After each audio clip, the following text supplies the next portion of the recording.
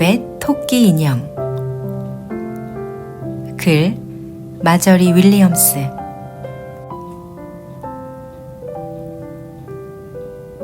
옛날에 벨벳 토끼 인형이 있었습니다. 보통 토끼들이 그렇듯이 벨벳 토끼도 처음에는 복슬복슬 아주 예뻤습니다. 털은 하얀색과 밤색이 어우러져 있었고 수염도 몇 가닥 나 있었죠. 또 곱고 부드러운 분홍색 천으로 안감을 댄 두 귀는 쫑긋 서 있었고요. 어느 크리스마스 날 아침, 소년의 크리스마스 양말 주머니 맨 위에서 두 발로 호랑 가시나무 잔가지를 든 채 가만히 앉아있는 벨벳 토끼의 모습은 정말이지 눈이 부실 정도로 아름다웠습니다. 양말 주머니에는 다른 것들도 잔뜩 들어있었습니다. 호두나 오렌지도 있었고 장난감 자동차도 있었으며 초콜릿 아몬드 과자와 태엽으로 움직이는 생쥐 인형도 있었습니다. 하지만 그 중에서도 가장 근사해 보이는 건 단연 벨벳 토끼였습니다. 소녀는 한참을 벨벳 토끼와 함께 놀았습니다. 이윽고 저녁이 되자 손님들이 식사를 하러 찾아왔습니다. 손님들은 저마다 소년에게 크리스마스 선물을 안겨주었습니다. 소녀는 기뻐하며 반짝이고 바스락거리는 포장지에 쌓인 선물들을 풀어보았습니다. 그러느라 정신이 팔려 벨벳 토끼 인형을 그만 까맣게 잊고 말았지요. 꽤 오랫동안 벨벳 토끼는 장난감 벽장이나 어린이방 마룻바닥에서 지내야만 했습니다. 아무도 벨벳 토끼에게 관심을 기울이지 않았지요. 벨벳 토끼는 본디 수줍음이 많았습니다. 게다가 다른 값비싼 장난감들이 단지 벨벳 천으로 만들어졌다는 이유로 벨벳 토끼를 얕보고 무시하는 바람에 더욱 소심해졌습니다. 특히 기계장치가 달린 자동 장난감들은 잔뜩 우쭐대며 남들을 깔보았지요. 자동 장난감들은 최신 기술로 꾸며져 있어서 자신들이야말로 진짜라며 잘난 척을 했습니다. 그 중에는 모형 배도 있었습니다. 모형 배는 그 집에서 이미 두 철을 보낸 터라 어느새 칠은 거의 다 벗겨져 있었지만 자동 장난감들이 잘난 척 할 때면 빠지지 않고 끼어들어 자기들한테 딸린 장비들을 온갖 어려운 말로 자랑했습니다. 그런데도 벨벳 토끼는 자기도 모형 배처럼 무언가를 본떠 만든 것이라고 말할 수 없었습니다. 왜냐하면 진짜 토끼가 있다는 사실조차 몰랐거든요. 벨벳 토끼는 남들도 다 자기처럼 톱밥으로 채워져 있는 줄만 알았어요. 그리고 톱밥이란 시대에 뒤떨어진 것이라 오늘날에는 더 이상 말할 가치가 없다고 생각했죠. 심지어 팔다리를 움직일 수 있게 만든 사자 모양의 나무 인형 티모시까지 잘난 척 뻐기며 자기는 높은 사람들과 알고 지내는 사이라고 거드름을 피웠답니다. 원래 전쟁터에 나갔다가 몸을 다친 상위 군인들이 만들었으니 다른 누구보다도 생각이 깊어야 할 텐데 말입니다. 그들 모두와 함께 지내는 사이에 가련한 벨벳 토끼는 어느새 자신이 아주 보잘것없고 평범하다고 여기게 되었습니다. 하지만 그런 벨벳 토끼를 상냥하게 대해준 친구도 있었습니다. 바로 가죽으로 만든 말이었습니다. 가죽말은 아주 오래전부터 어린이 방에서 살았습니다. 나이가 많이 들어 이제 몸통의 갈색 가죽은 군데군데 해지고 배 쪽으로는 꿰맨 자국이 훤히 드러나 보였습니다. 꼬리의 털도 구슬 목걸이를 엮는다고 하나둘 뽑아가는 바람에 대부분 뽑혀 없어지고 말았죠. 하지만 가죽말은 지혜로웠습니다. 가죽말은 기계로 된 장난감들이 새로이 나타나 잔뜩 뽐내고 으스대다가는 얼마 못 가 태엽이 망가져 버리는 것을 수도 없이 보았습니다. 그래서 그들이 한낱 장난감에 불과할 뿐 절대 다른 무엇이 될 수 없다는 사실을 잘 알았습니다. 때때로 어린이방에서 일어나는 일들은 참으로 신기하고 놀라웠습니다. 그래서 가죽말처럼 나이가 들어 경험도 많고 지혜로운 장난감만이 어린이방의 마법을 전부 이해할 수 있었지요. 하루는 난로가에 두 장난감이 나란히 놓이게 되었을 때 벨벳 토끼가 가죽말에게 물었습니다. 진짜가 뭐예요? 혹시 안에서 윙윙거리는 소리가 나고 손잡이가 튀어나온 장난감들을 말하는 건가요? 가죽말이 말했습니다. 진짜라는 건 어떻게 생겼는가를 말하는 게 아니란다. 그건 너한테 일어나게 될 어떤 일을 뜻하는 거야. 어떤 아이가 너를 오래오래 사랑해준다면 그것도 그냥 가지고 놀기 위해서가 아니라 진심으로 사랑해준다면 그러면 넌 진짜가 되는 거야. 벨벳 토끼가 다시 물었습니다. 진짜가 되는 건 아픈 건가요? 가죽말은 언제나처럼 꾸밈없이 있는 그대로 대답해 주었습니다. 때로는 아프기도 하지. 하지만 진짜가 된다면 아픈 것쯤은 신경 쓰지 않아도 돼. 그럼 진짜가 되는 건 태엽을 감을 때처럼 느닷없이 일어나는 거예요? 아니면 조금씩 되는 거예요? 순식간에 되는 건 아니란다. 아주 오랜 시간에 걸쳐서 조금씩 변해가는 거지. 그렇기 때문에 쉽사리 망가지거나 모서리가 뾰족한 이들, 그리고 주위에서 다루어야만 하는 것들은 좀처럼 진짜가 되기 어렵단다. 보통은 진짜가 될 무렵이면 털은 오랫동안 사랑받아 거의 다 닳아버리고 두 눈도 빠져버리지. 또 몸의 마디마디는 꾀죄죄하고 헐렁해지고 말이다. 하지만 그런다 해도 걱정할 건 전혀 없다. 물론 그런 걸 도무지 이해 못하는 이들은 예외지만 일단 진짜가 되고 나면 미워질 수가 없거든. 그럼 아저씨도 진짜인가요? 막상 그 질문을 하고 나자 벨벳 토끼는 금세 후회했습니다. 그 말이 어쩌면 가죽말의 마음을 아프게 할지도 모른다는 생각이 들었기 때문입니다.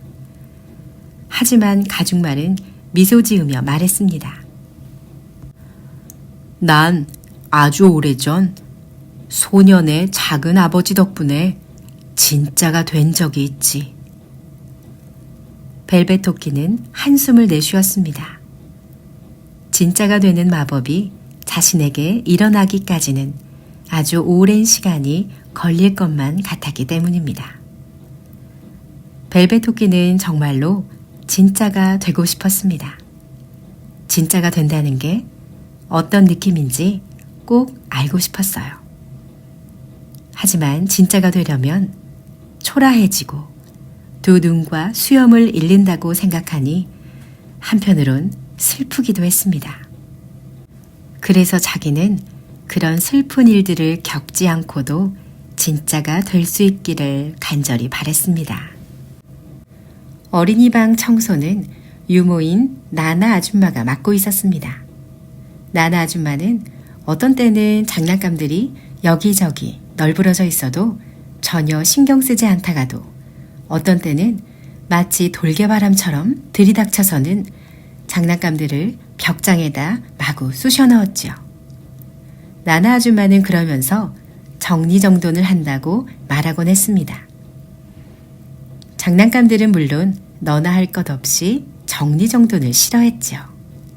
특히나 양철 장난감들은 찌그러지기라도 할까봐 더더욱 그랬습니다. 하지만 벨벳 토끼는 그다지 기분 나쁘게 받아들이지 않았습니다. 어디로 던져지든 언제나 사뿐히 떨어졌으니까요. 어느 날 저녁이었습니다. 잠자리에 들려던 소녀는 늘 안고 자던 강아지 인형을 찾았습니다. 하지만 강아지 인형은 어디에도 보이지 않았죠. 나나 아줌마는 마음이 조급했고 또 자야 할 시간에 강아지 인형을 찾아다닌다는 게 성가시기만 했습니다. 주위를 두리번거리던 나나 아줌마의 눈에 문이 열린 장난감 벽장 안에 벨벳 토끼가 보였습니다. 나나 아줌마는 얼른 벨벳 토끼를 집어들며 말했습니다. 옳지, 여기 네 오랜 친구인 벨벳 토끼가 있구나. 오늘은 벨벳 토끼와 함께 잠을 자렴. 나나 아줌마는 그렇게 말하면서 벨벳 토끼를 소년의 품에 안겨주었습니다. 그날 밤 이후 벨벳 토끼는 소년의 침대에서 잠을 잤습니다. 하지만 처음에는 소년과 함께 자는 게 불편하기만 했습니다. 소년이 너무 꼭 껴안기도 하고 어떤 때는 깔고 눕는가 하면 베개 밑으로 쑥 집어넣어 숨쉬기조차 어려울 때도 있었기 때문입니다. 게다가 온 집안이 고요해지면 지난날 어린이 방에서 오래도록 달빛을 맞으며 가죽말과 도란도란 이야기를 나누던 시간이 그립기도 했죠. 하지만 얼마 지나지 않아 벨벳 토끼는 소년과 함께 잠을 자는 것이 좋아졌습니다. 왜냐하면 소년이 종종 말을 걸기도 하고 또 이불 밑에다가 진짜 토끼집처럼 생긴 굴을 만들어주기도 했기 때문입니다. 그리고 나나 아줌마가 벽난로 선반 위에 촛불을 밝혀놓은 채 저녁을 먹으러 나갈 때면 소년과 벨벳 토끼는 서로 소곤대며 즐겁게 놀았습니다. 그러다 소년이 잠이 들면 벨벳 토끼는 소년의 작고 따뜻한 턱 밑으로 파고들어 품에 꼭 안긴 채 밤새 꿈을 꾸었지요. 그렇게 하루하루가 지나갔습니다. 어린 벨벳 토끼는 행복했습니다. 너무 행복해 자신의 곱디곱던 벨벳 털이 점점 더 달아지고 해지고 꼬리의 실밥은 너덜너덜 풀어지며 소년이 뽀뽀해주던 분홍 코의 색이 벗겨지는 것도 알아채지 못했습니다. 이윽고 봄이 왔습니다. 소년과 벨벳 토끼는 정원에 나가 하루 종일 놀았습니다. 소년이 가는 곳이면 어디든 벨벳 토끼도 함께 갔습니다. 외바퀴 손수레를 타기도 했고 풀밭으로 산책도 나갔습니다. 또 소년은 꽃밭 뒤편 산딸기 나무 아래다 동화 속 요정들의 집처럼 예쁜 토끼 굴도 지어주었습니다. 한 번은 갑자기 차를 마시라고 소년을 부르는 소리가 들려왔습니다. 소년은 서둘러 집 안으로 달려갔고 벨벳 토끼는 혼자 잔디밭에 남아 있어야 했습니다. 땅거미가 지고 한참이 지나서야 나나 아줌마가 촛불을 밝힌 채 벨벳 토끼를 찾으러 나왔습니다. 소년이 벨벳 토끼 없이는 잠을 자지 않겠다고 고집을 부렸기 때문입니다. 벨벳 토끼는 밤이슬에 흠뻑 젖어 있었고 소년이 만들어준 토끼굴을 드나드느라 온몸이 흙투성이었습니다. 나나 아줌마가 앞치마 자락으로 벨벳 토끼를 닦아주며 투덜댔습니다. 이깟 토끼 인형 하나 때문에 꼭 그렇게 난리를 쳐야겠니? 소년은 벌떡 일어나 앉아 손을 내밀며 말했습니다. 내 토끼 이리 줘. 그리고 모르는 소리 하지 마. 얜 인형이 아니야. 진짜라고. 그 말을 듣는 순간 어린 벨벳 토끼는 너무나 기뻤습니다. 언젠가 가죽말이 들려주었던 이야기가 정말이란 걸 깨달았기 때문입니다. 어린이 방해의 마법이 마침내 벨벳 토끼에게도 일어난 것입니다. 벨벳 토끼는 이제 더 이상 인형이 아니었습니다. 진짜였습니다. 소년이 직접 그렇게 말했으니까요. 그날 밤 벨벳 토끼는 너무 행복한 나머지 잠을 이룰 수가 없었습니다. 작은 톱밥 가슴은 사랑으로 가득 차서 터질 것만 같았습니다. 이미 오래전 윤기를 잃었던 두 개의 단추 눈은 지혜와 아름다움으로 반짝였습니다. 다음 날 아침 벨벳 토끼를 집어들던 나나 아줌마도 그 같은 변화를 금세 알아채고는 말했습니다. 신기하네.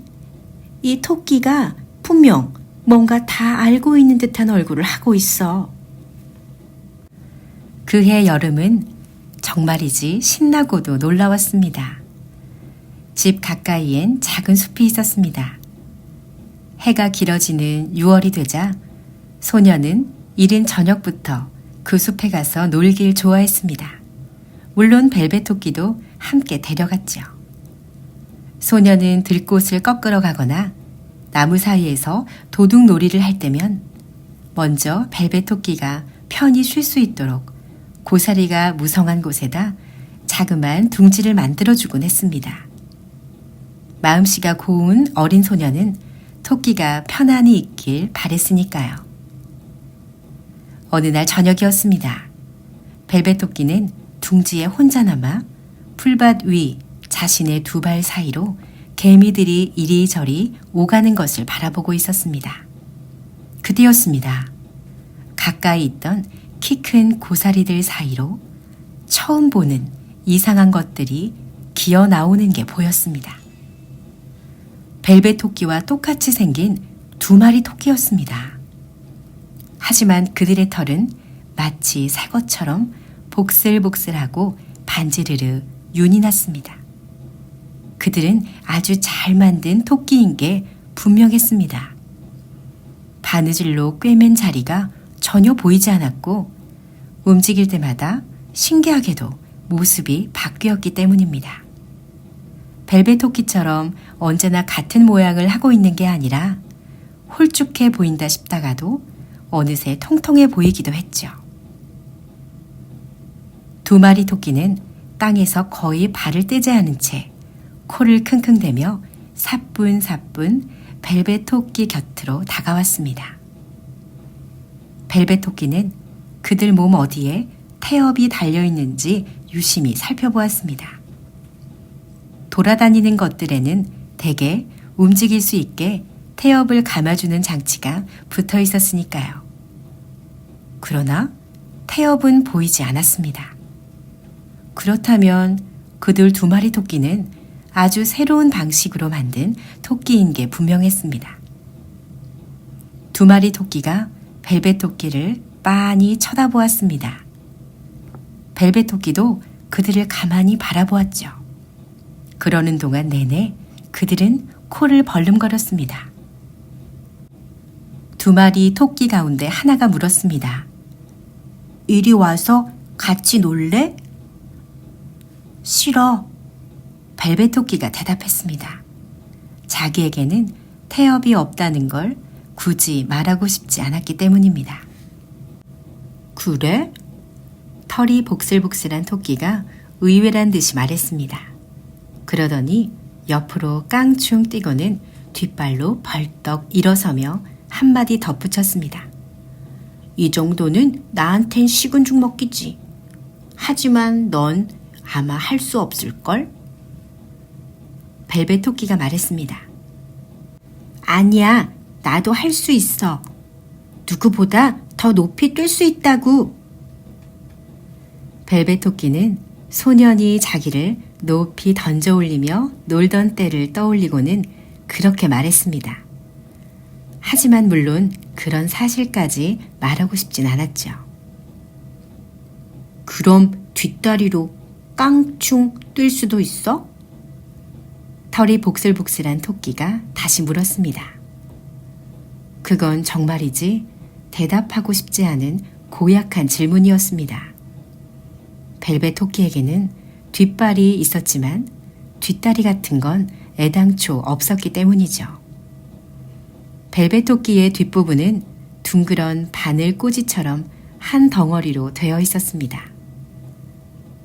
벨벳 토끼는 꼼짝도 않고 가만히 앉아 다른 토끼들이 그 사실을 눈치채지 못하기만을 바랬습니다.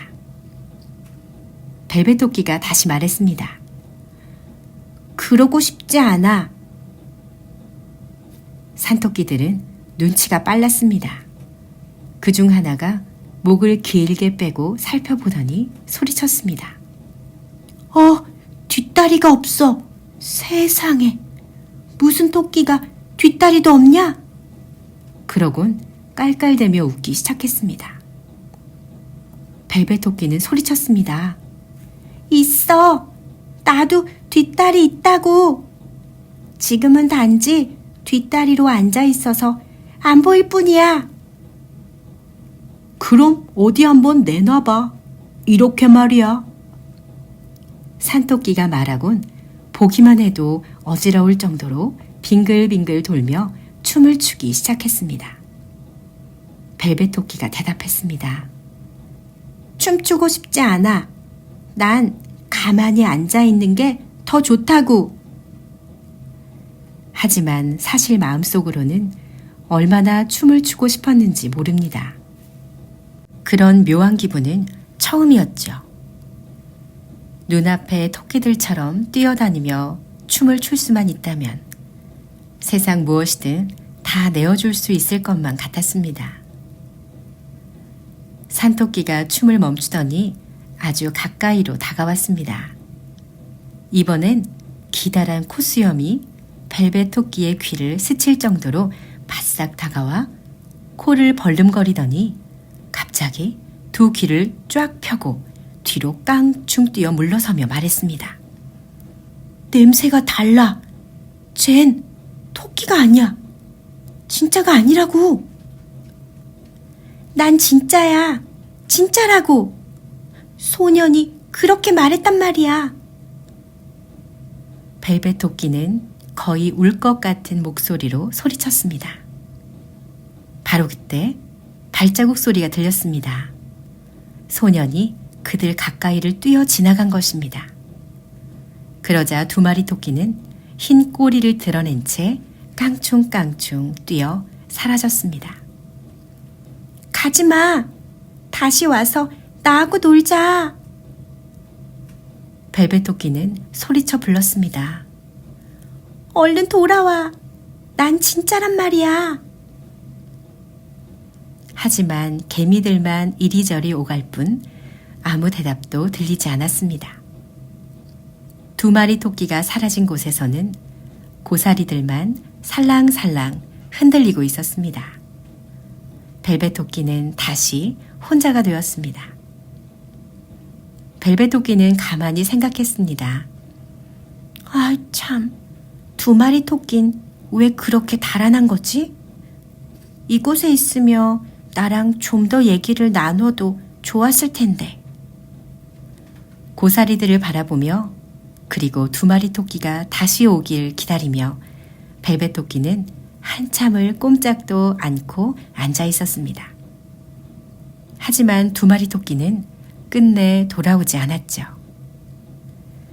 이윽고 해가 뉘엿뉘엿 저물기 시작하여 작고 흰 나방들이 날개를 파닥이며 날아다녔습니다.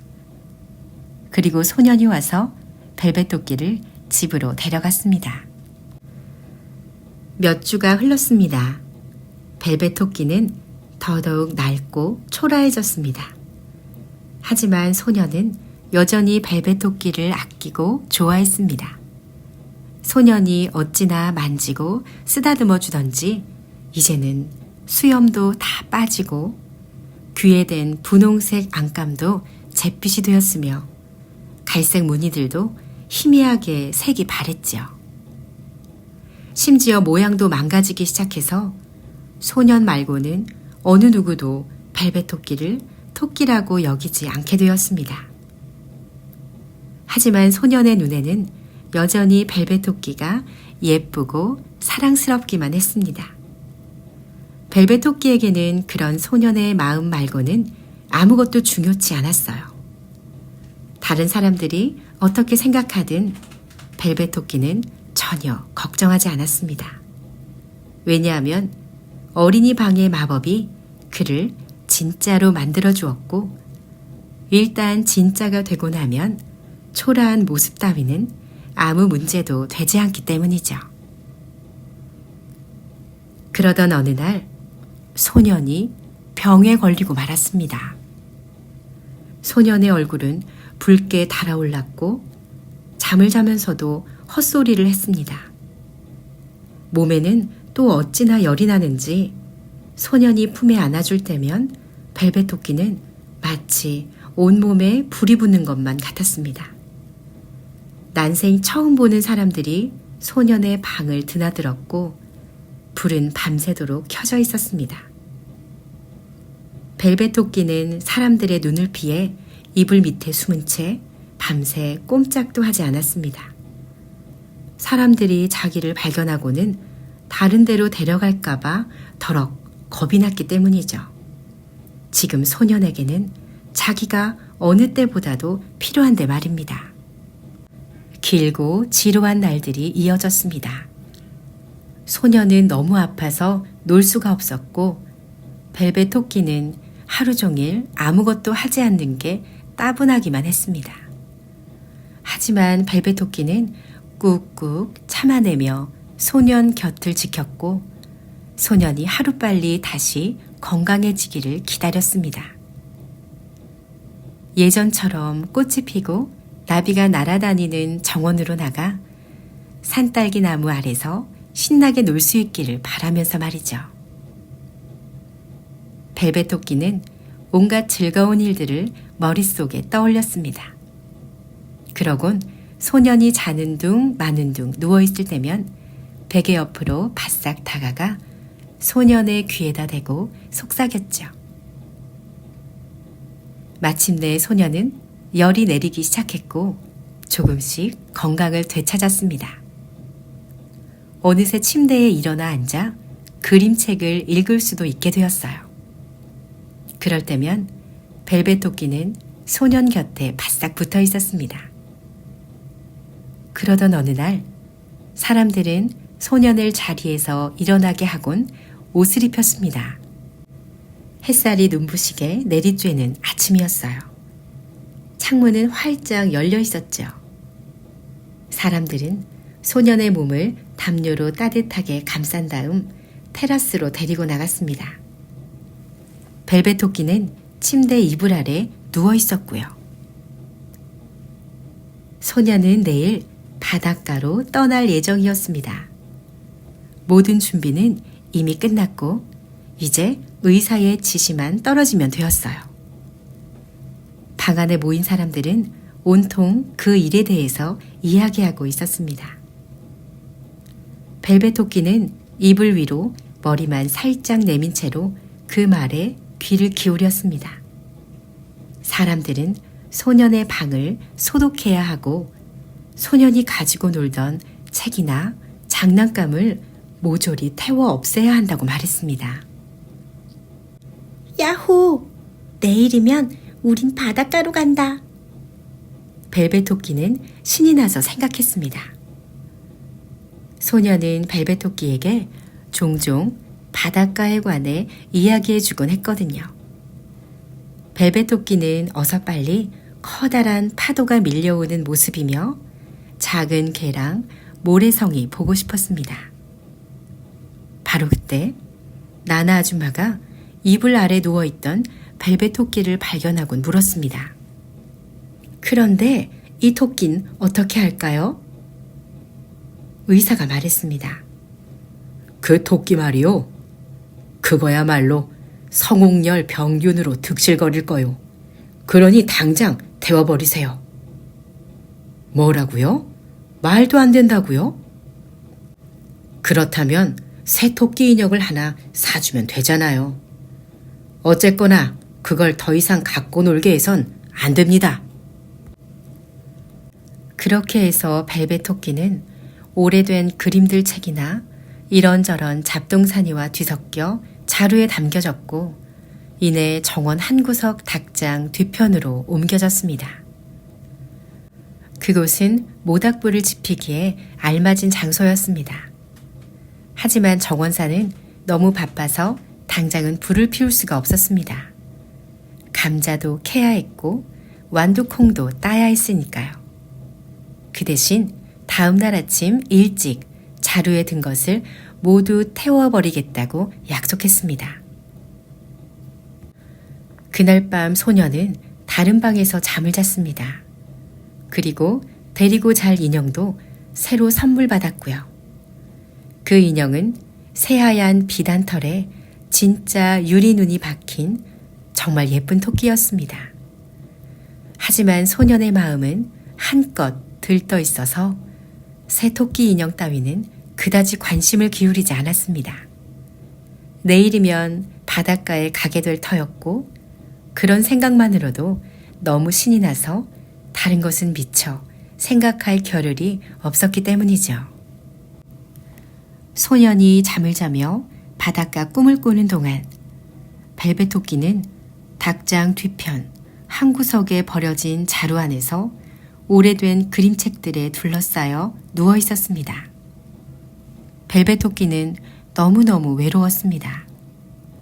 몸을 조금 꼼지락거리자 열려있던 자루 주둥이 위로 머리가 빼꼼히 나왔고 그렇게 밖을 내다볼 수 있었습니다.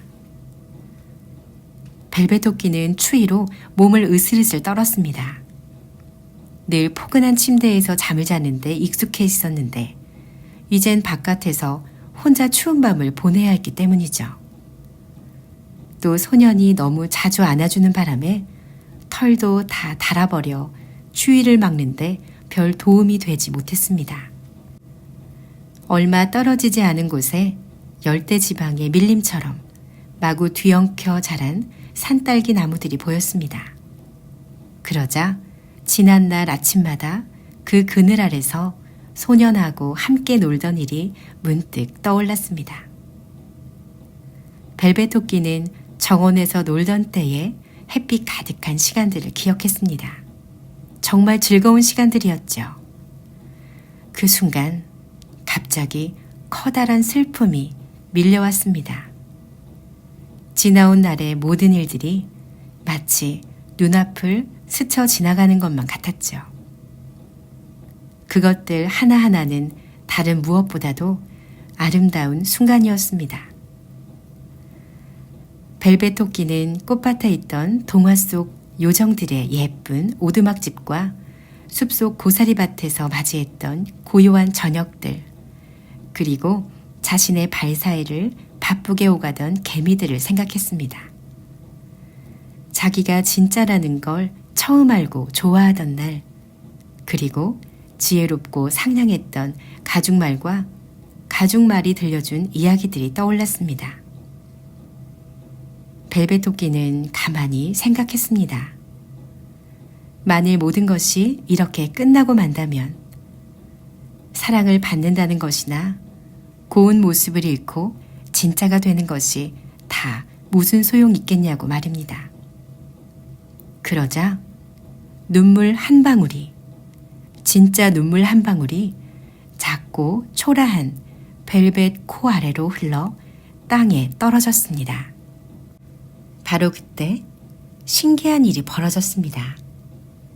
벨벳 토끼의 눈물이 떨어진 자리에서 꽃 한 송이가 피어났습니다.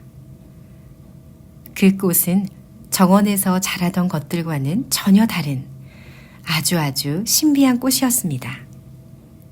에메랄드 같이 맑고 아름다운 녹색의 가느다란 잎들 사이로 황금잔처럼 생긴 꽃이 피어났습니다.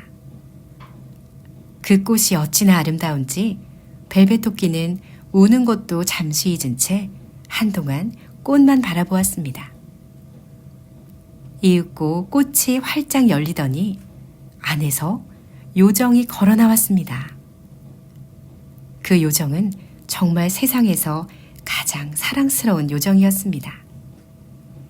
진주와 이슬방울로 만든 옷을 입었고 목과 머리는 온통 꽃으로 꾸몄으며 얼굴은 세상에서 가장 아름다운 모습이었습니다.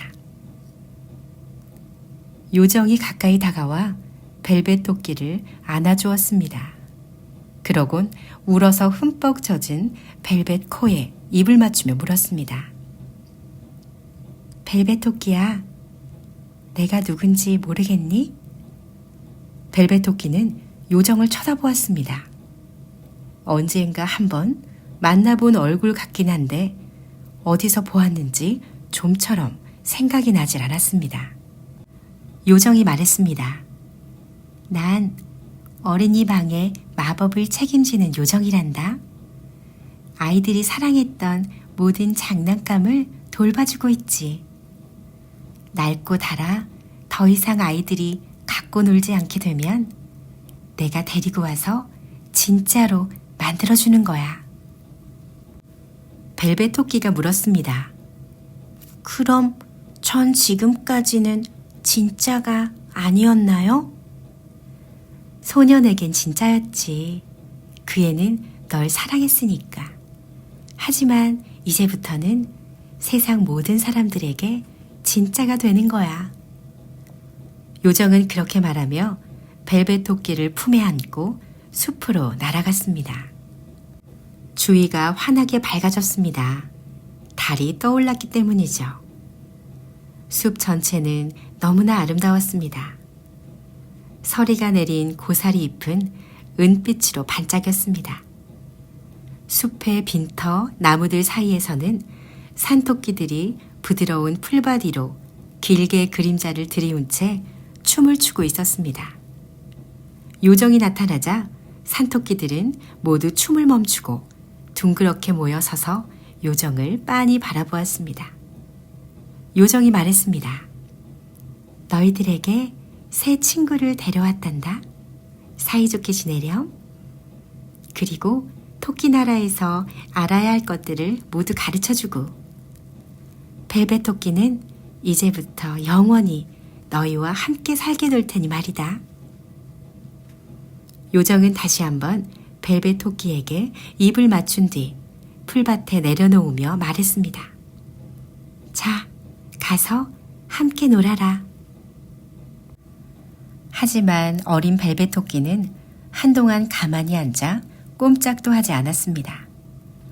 다른 산토끼들이 자신의 주위를 뛰어다니며 춤추는 것을 보자 문득 자기 뒷다리가 생각났기 때문입니다. 벨벳 토끼는 자기가 한 덩어리로 만들어져 뒷다리가 없다는 걸 다른 토끼들에게 보여주고 싶지 않았습니다.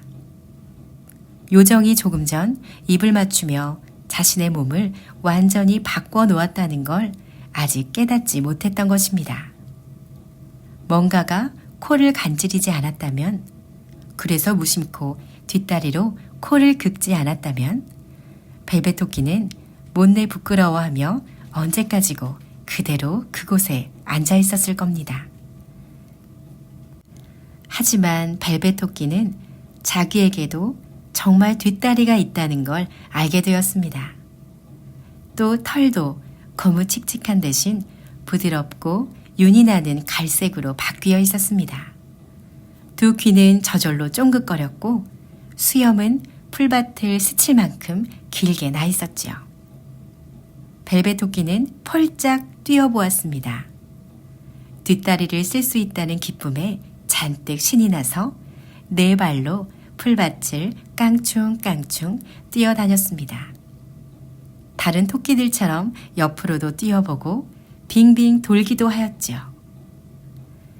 벨벳 토끼는 점점 더 뛰어노는데 신이 나서 요정이 지켜보고 있다는 사실조차 까맣게 잊어버렸습니다. 그리고 그 사이 요정은 슬그머니 그곳을 떠나갔습니다. 벨벳 토끼는 마침내 진짜 토끼가 되었고 다른 토끼들과 어울려 함께 살게 되었습니다. 가을이 지나고 겨울이 찾아왔습니다. 그리고 따사로운 햇살이 가득한 봄이 오자 소녀는 집 뒤편의 숲으로 놀러 나갔습니다. 소년이 놀고 있는 동안 토끼 2마리가 고사리 사이로 살금살금 기어나와 소년의 모습을 몰래 지켜보았습니다. 그중 한 마리는 온몸이 갈색 털로 덮여 있었습니다. 하지만 다른 한 마리는 마치 오래전에는 얼룩무늬였던 듯 털 아래에 이상한 자국이 남아 있었습니다. 그리고 그 하얀 점들은 아직도 갈색 털 사이사이로 문득문득 드러나 보이곤 했죠. 토끼의 작고 부드러운 코와 검고 둥근 눈매를 대하자 소녀는 왠지 어디서 많이 본 듯하다는 느낌이 들었습니다. 그래서 소녀는 가만히 생각했습니다. 신기하네. 내가 성홍열에 걸려 아팠을 때 잃어버린 바로 그 토끼처럼 생겼어. 하지만 소녀는 눈앞의 토끼가 정말로 자기가 잃어버린 벨벳 토끼라는 사실을 전혀 눈치채지 못했습니다. 진짜가 되도록 맨 처음 도와주었던 소년을 몰래 보러 온 바로 그 벨벳 토끼라는 사실을 말입니다.